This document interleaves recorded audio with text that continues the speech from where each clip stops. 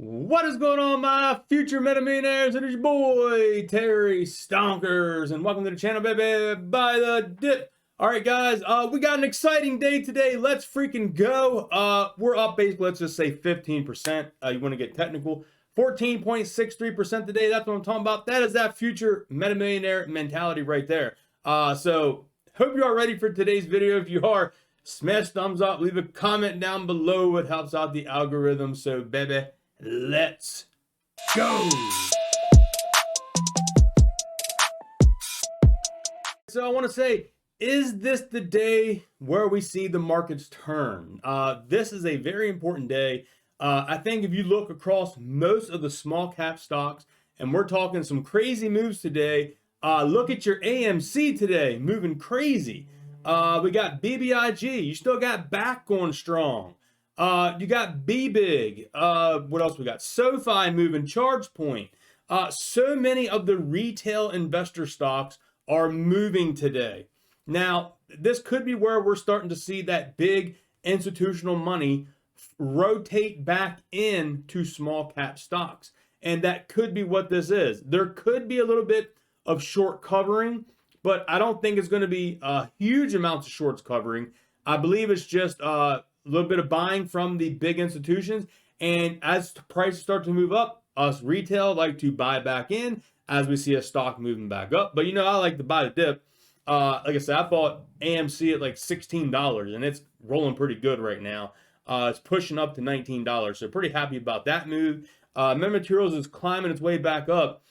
And here's what I want to show you. I want to refresh this here on the Yahoo Finance and make sure we get some updated information. So as you can see, Metamaterials market cap now is 528 million.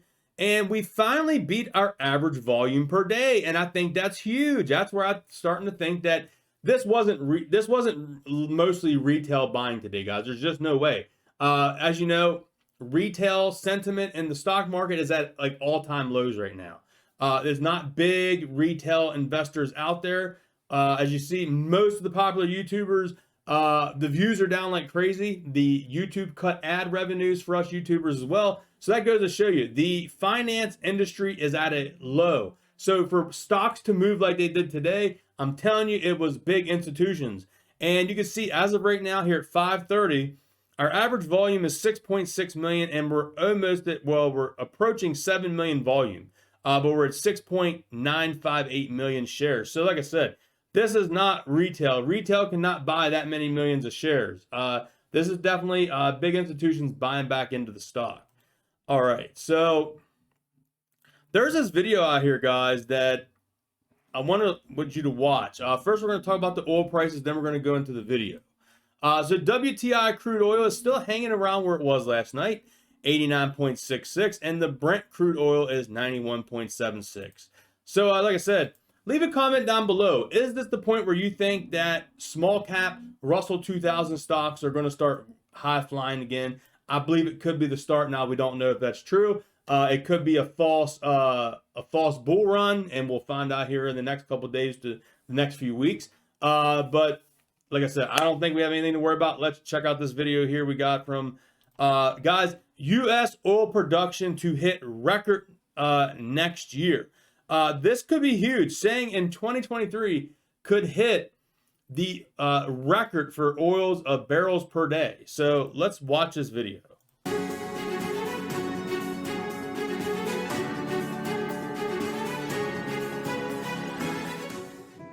Crude oil production in the United States could reach 12.6 million barrels a day next year, a record high on an annual average basis, the Energy Information Administration said in its latest short-term energy outlook.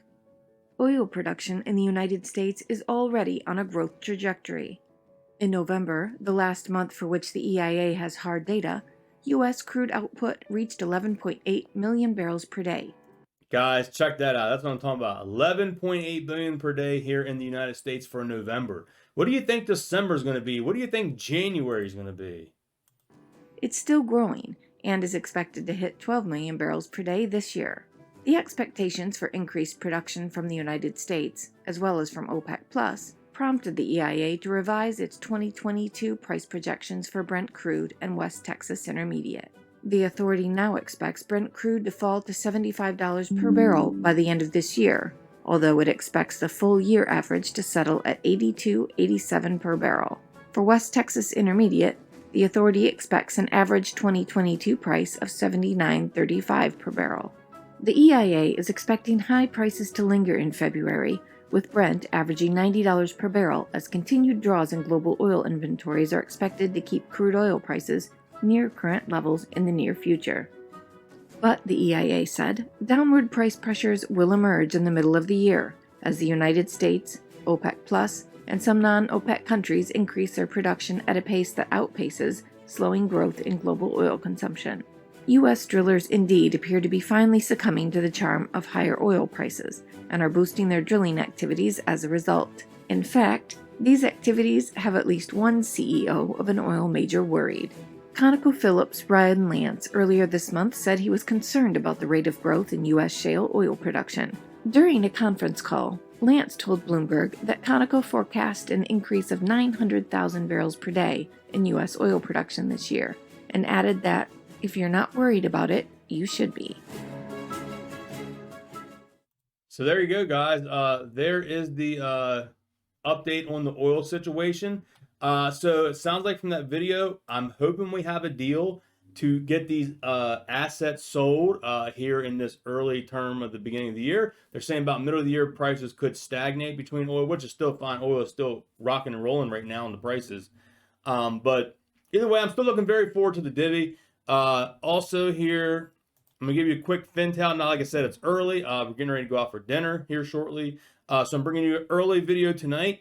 So some of these numbers can still be a little updating as the night goes on. But look at this here. They're saying if all the shorts wanted to cover at the leading prime brokerage that FinTel reports from, it would take them 9.2 days to get the shares through this leading prime brokerage through FinTel. 9 days to cover, guys. So keep that in mind. Short squeeze score is at 83.84, ranked 330. And as you can see, we'll just refresh it to make sure we don't get any updated information. But it says here, as of 12 minutes ago, the last update, there's only 75,000 shares available for them to short and 1.3% short borrow fee. And we do not have the 9th up yet. We only got last night's information. So, all right, guys, that is going to be it for today's video. Hope you enjoyed it. If you did, make sure you smash thumbs up. Make sure you consider joining the channel. You can get those custom emojis and loyalty badges. It helps out the channel a lot. And also, I posted a stock in there I bought yesterday, and today it is phenomenal. I'm glad I did buy something yesterday when the market was kind of down low. I bought right towards the end of the day because a lot of prices were coming down. And next thing you know, everything moons today. So that was a great luck of the draw on my part, I guess you want to say. But all right, guys, I'll catch y'all in the next video. Peace.